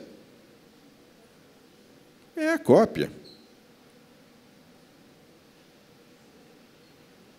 É a incremental que o Japão faz. É incremental que a China faz. E alguém vem me dizer que China está mal? Alguém vem me dizer que o Japão está mal? Não, né? Então, atenção, o melhor que faz ciência não obrigatoriamente faz a melhor inovação. Isso é um pouco daquilo que foi dito aqui para vocês também, né? A economia industrial, a revolução industrial, a vida, né? Isso foi no século XIX, todo mundo conhece o que foi a revolução industrial, e as universidades começaram a ter uma mudança na parte acadêmica, quando uma segunda onda foi a da economia, saiu da economia industrial para uma economia tecnológica, e aí mudou a academia, ou seja, adicionou-se pesquisa à área de docência, que antes a universidade era para ensinar, formar gente e ensinar. Ela não tinha a preocupação da pesquisa, ela passou a ter a preocupação da pesquisa. Então, entra a pesquisa aqui junto com a docência. E a terceira, que vocês ouviram de várias pessoas também aqui, é que é a era da inovação, que é a era que nós estamos vivendo hoje, que é a área do conhecimento, onde, além de fazer pesquisa, há a preocupação de que ela tem que contribuir para o desenvolvimento econômico e social do país. Essa preocupação também não havia, assim, abertamente, né? E passou hoje a essa preocupação de que a pesquisa tenha uma aplicação e redunde em alguma coisa para a parte sociológica e econômica do país. Eu não vou... Isso aqui são gargalos, mas eu acho que não é o caso da gente parar aqui. Razões para... Eu quero ir uma... Ah, não. Aqui eles pularam. Você pode seguir do seu jeito, tá, sem se preocupar com... Nós temos aí 5 minutinhos. Ok. Então, o que eu quero falar para vocês agora, de razões para que haja essa interação entre universidade e indústria.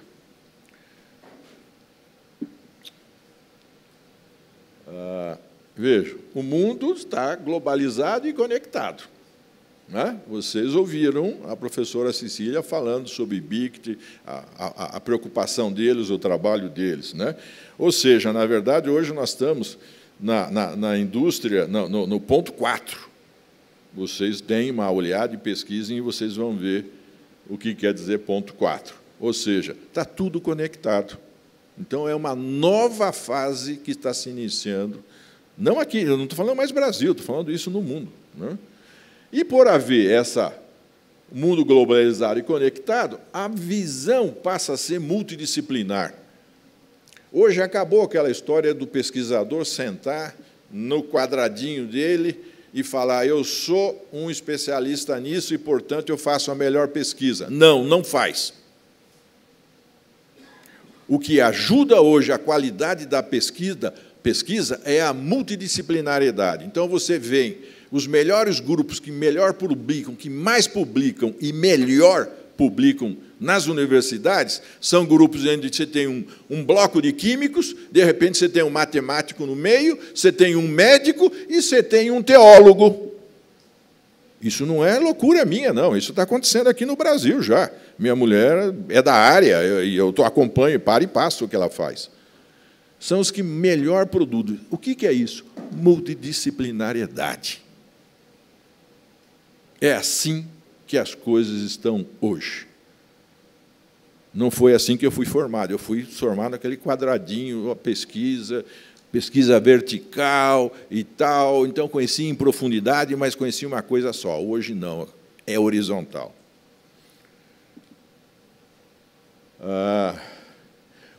Outro aspecto para haver interação. Muitos de vocês fazem pesquisas na universidade, até com aplicação industrial, mas por não conhecerem aspectos regulatórios, boas práticas de laboratório, boas práticas de produção, vocês produzem e, quando a gente os chama para que venham até a nós, para explicar aquilo que vocês fizeram,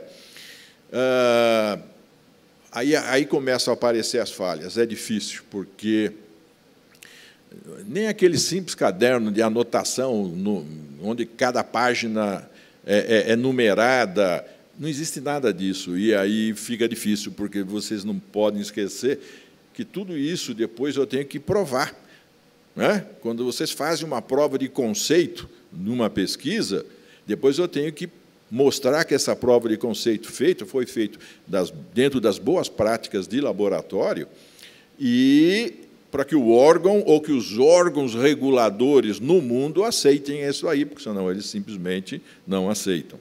Então, essa interação permite que a gente passe para vocês esses conceitos que a universidade não tem. Oportunidade de novos negócios. Né? Ao interagirem conosco, as startups saem daqui, saem das universidades. Né? Elas não saem da indústria, saem das universidades. E novas tecnologias e competências de múltiplas frentes, ok. E aqui entra o último daqueles 4 que eu falei, em 3 economias, né, que começou com a industrial. A quarta é a interação, que é a famosa indústria 4.0. Eles são tão desgraçados que nem acerto em a palavra proparoxítona eles põem. Eu vou matar cada um daqueles caras. Bom, oportunidade das universidades nas empresas é isso, é um pouco daquilo que eu falei da primeira, né?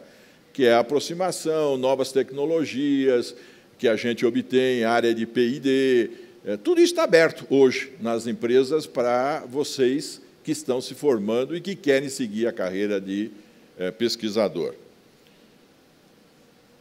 Conclusão, são oportunidades distintas e inúmeras. Eu pulei muita coisa aqui, mas vocês não imaginam quanta coisa que eu poderia mostrar com mais tempo, mas o tempo tem que ser limitado mesmo, senão fica chato a beça. Então, oportunidades distintas e adequação à nova ordem de conhecimento, que é o ambiente globalizado e a famosa indústria 4.0. Com isso, né, a gente termina e fica à vontade para vocês perguntarem e, se possível, a gente responder. Obrigado.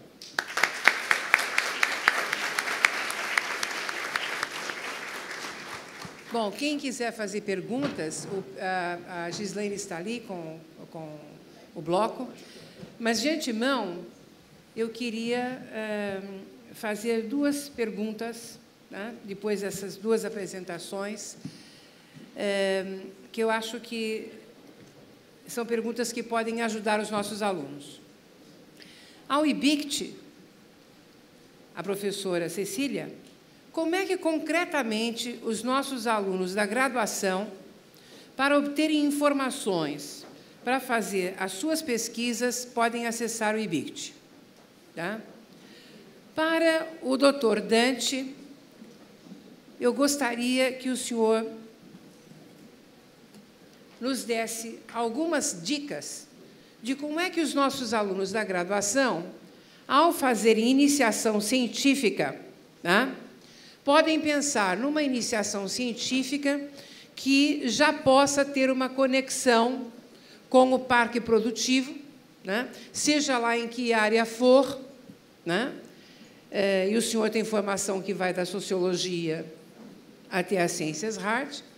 Como é que o nosso aluno pode desenvolver um trabalho de iniciação científica que já possa ter uma conexão com o parque produtivo, resultando em alguma coisa útil, e que depois possa ser útil na carreira dele, quando ele vai bater às portas das empresas ou das organizações ou ONGs, enfim, tá? Buscando uma colocação. Tá? Então, iniciando pela professora Helena e depois, por favor, o professor Dante.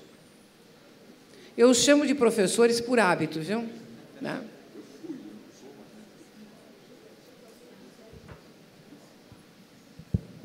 Bom, eu me sinto muito à vontade com professora, porque eu saí da universidade, eu fiz um circuito um pouco parecido.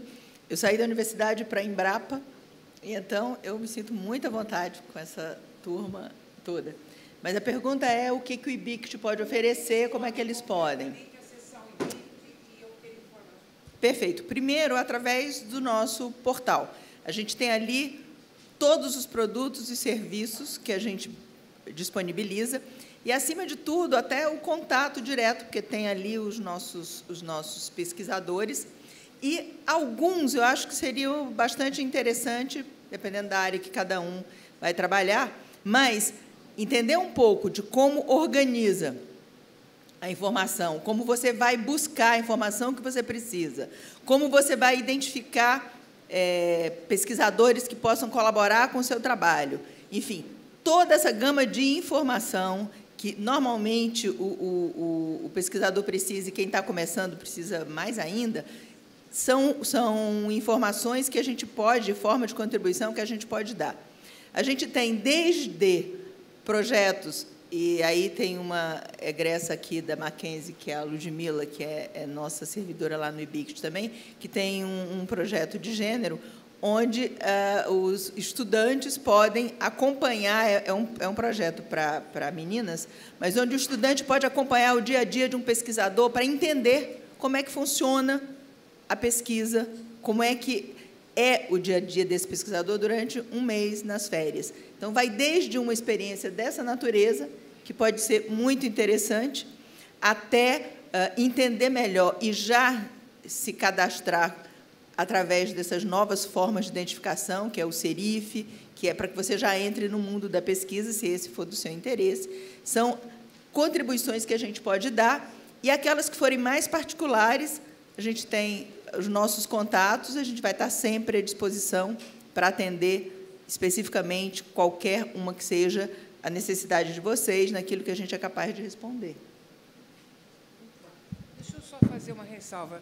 Então, professora Cecília, quer dizer que os alunos que tiverem interesse em ter uma experiência de acompanhar um pesquisador durante um mês nas férias, eles podem? É isso? Entendemos bem?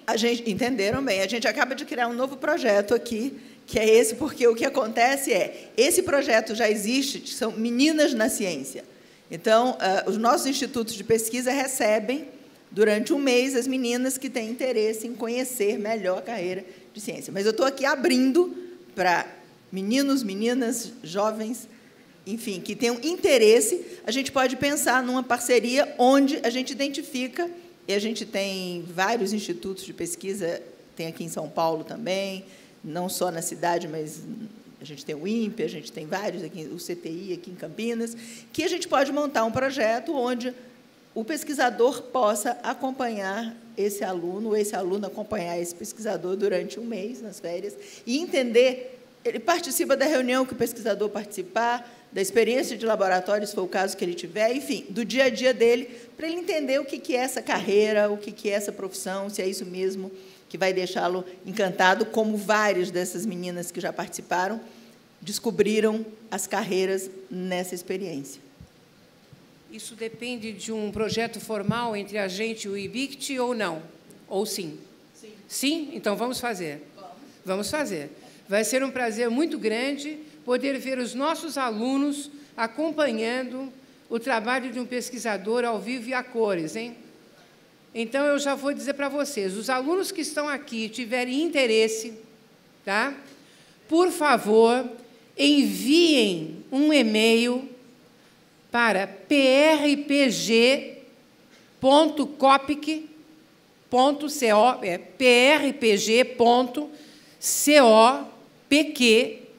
de queijo, @Mackenzie, tá? Ou no nosso telefone, 21148075, falando com a Juliana. Tá feito. Vamos só formalizar. A gente pode até ir pensando alto, pensar até na pesquisa na área de gestão. Aqueles que puderem ir para Brasília, a gente tem outras possibilidades.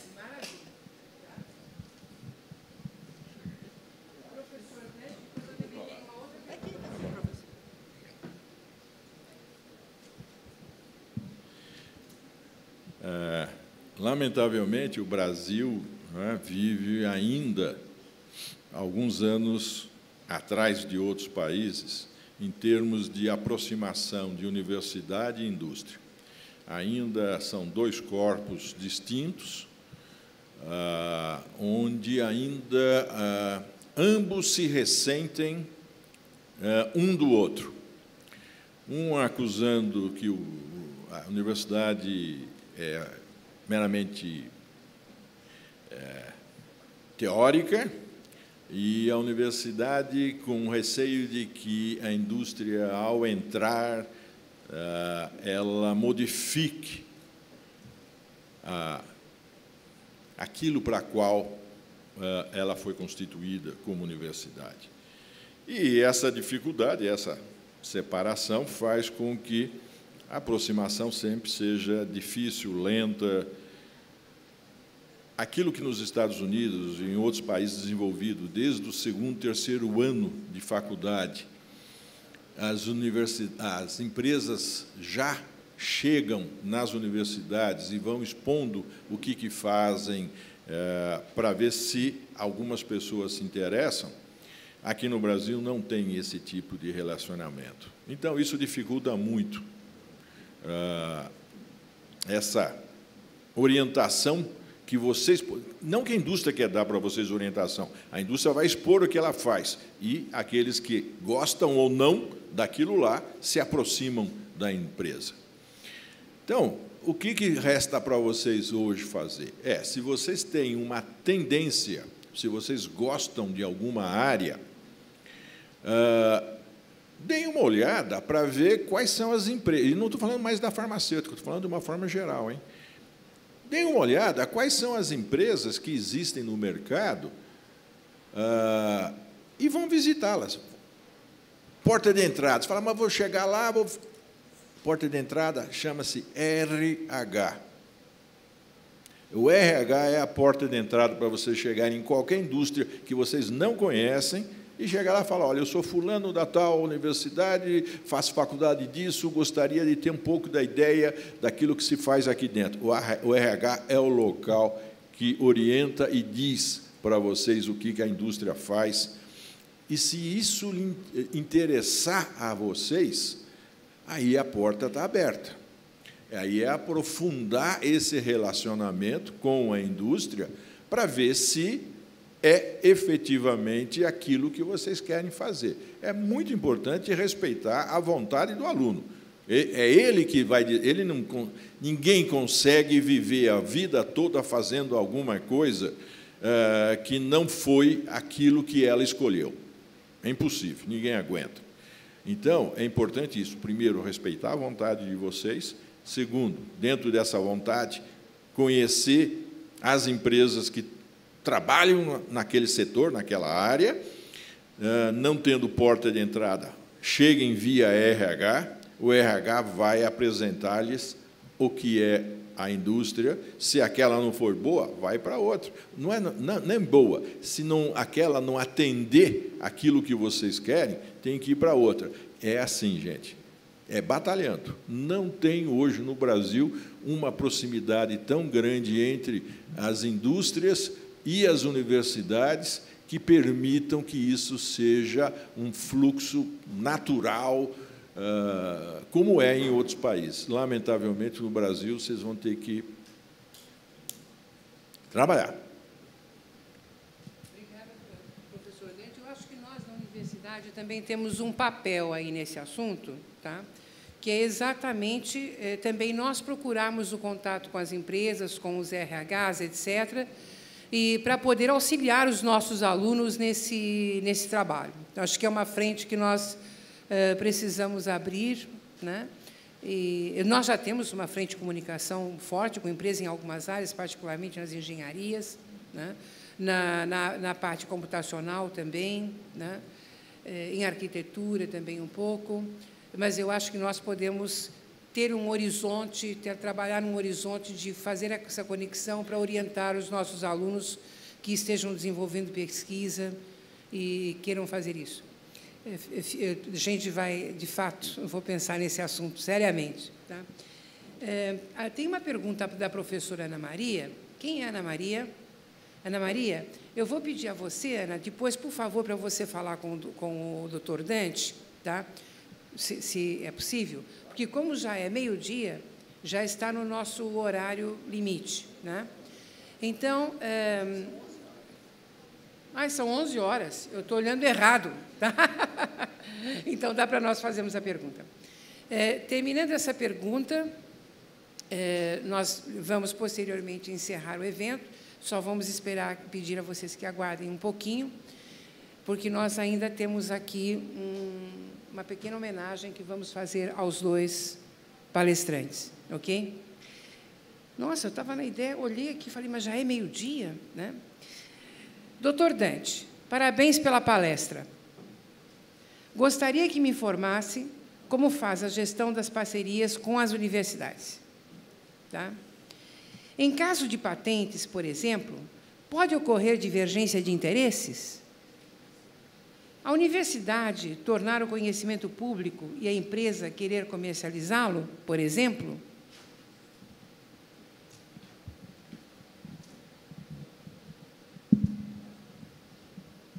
Num dos slides que eu não projetei, estava uma parte dessa resposta.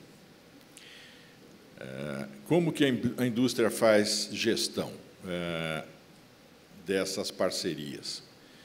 A indústria, nenhum projeto na indústria, aí vou contar da experiência na Biolab. Nenhum projeto da indústria é órfão. Todos os projetos têm um pai. O que a gente chama de pai? É aquele que vai fazer exatamente a gestão, né? De como é que está. E aí tem um grupo de pessoas, então você distribui por blocos de projetos para as pessoas. Então, eles fazem o acompanhamento junto ao pesquisador, junto à universidade e fazem a gestão. A dificuldade é na universidade, porque a universidade não está acostumada a ser cobrada.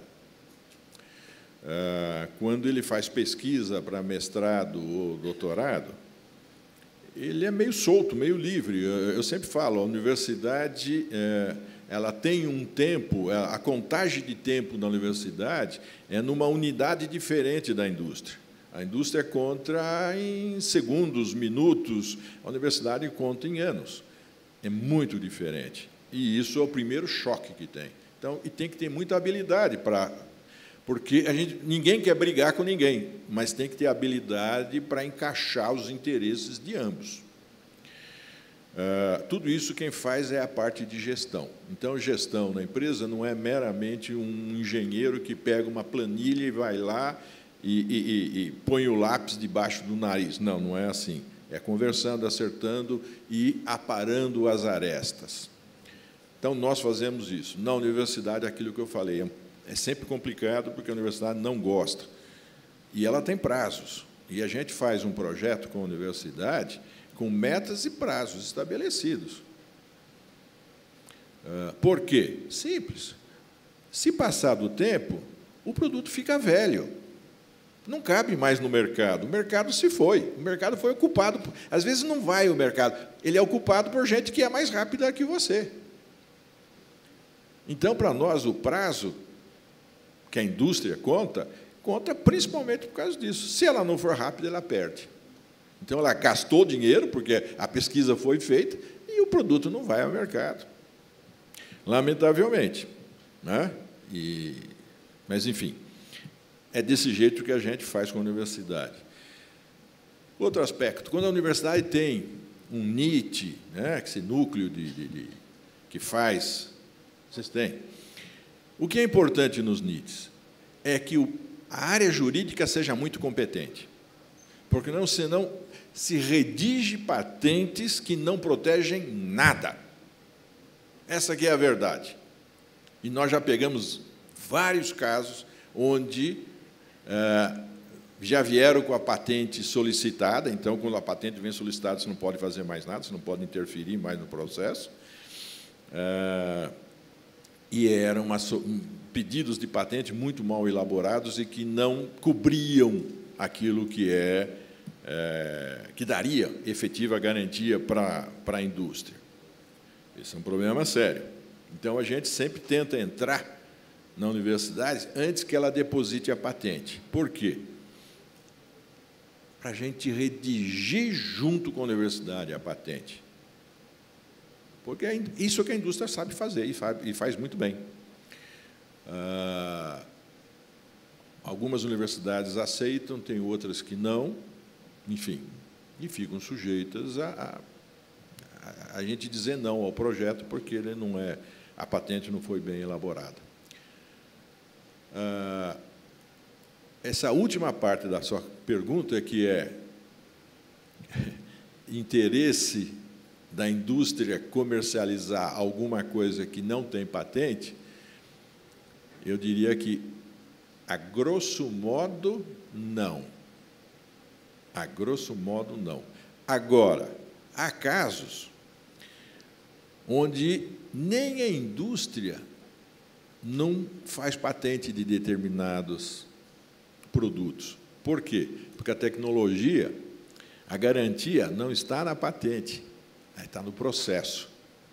É um processo tão difícil que pouca gente é capaz de fazer igual. Então, nesses casos, mas isso é exceção, aí a indústria entra.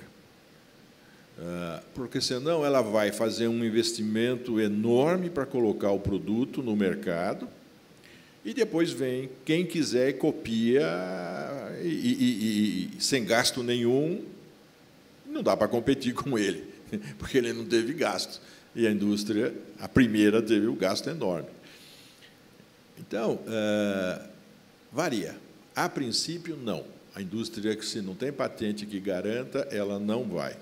Se o processo é muito difícil, muito complicado e de difícil acesso para outras empresas, aí é possível a gente estudar e até usar esse conhecimento feito pela universidade.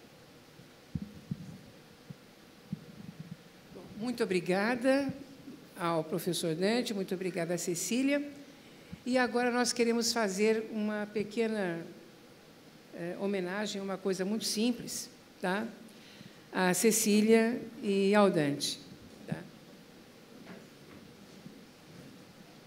Esse não estava no nosso programa. Esse não estava no programa. Uma coisa muito simples, só, por favor.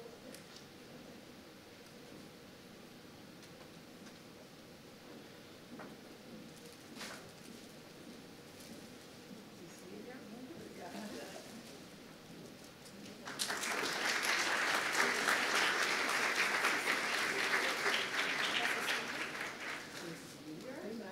As mulheres.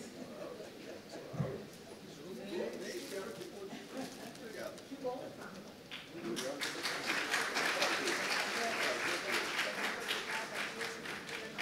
Vocês aqui. Gente, agora,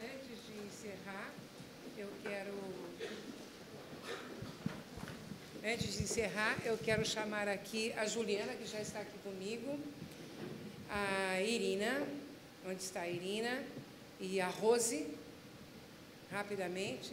Quero que vocês conheçam, quero que vocês, palestrantes, conheçam a equipe. Né? Hoje nós temos a Sandra, temos a Fernanda, que é da equipe da Betânia. A Betânia estava, não sei, agora a Betânia estava por aqui, não sei onde que está a Betânia. Mas eu quero apresentar a vocês as três responsáveis pela iniciação científica e quero prestar uma pequena homenagem a elas. conhece aqui pelo evento? Você é o Juliana, porque eu te ouço desde onde eu estou ouvindo. Prazer em conhecer e obrigado. Muito obrigado, viu, pelo convite, pelo evento, foi ótimo.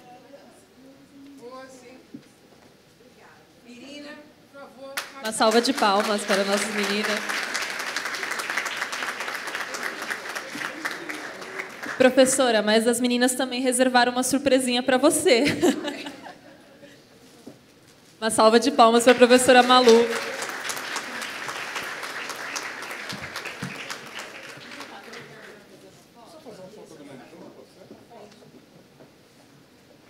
Virada para cá, por favor, porque tem um vídeo. Aqui para mim, rapidinho. Não foi essa a intenção, mas já que... Bom, eu só quero pedir só um favor. Suzana, por favor, faça parte da foto. A Suzana é a recém-coordenadora de extensão, né? E a Gislaine, que é da extensão. Então, por favor, vamos nos juntar aqui, vamos tirar uma foto completa, uma salva de palmas para as duas. As duas acabaram, a Gislaine é um pouco mais antiga, a Suzana acabou de assumir. Tá? Muito obrigada por tudo, Suzana. Tá? Obrigada pela parceria. Tá? Obrigada, Gislaine. Deixa eu te dar um abraço.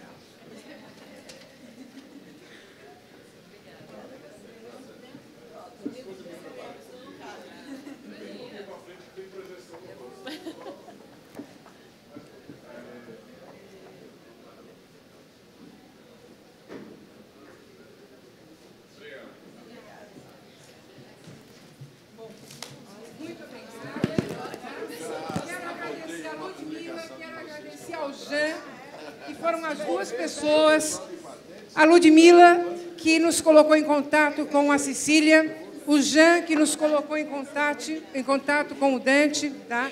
Muito obrigada. Queridos alunos, muito obrigada por vocês terem ficado até o final. Né? Espero contar com vocês nos projetos de iniciação científica. Espero que muitos estejam interessados em acompanhar algum pesquisador do IBICT, tá? Que nos procurem. A Rose é a pessoa responsável pela iniciação científica, além dos coordenadores de pesquisa nas unidades que vocês podem procurar e tirar suas dúvidas. Muito obrigada.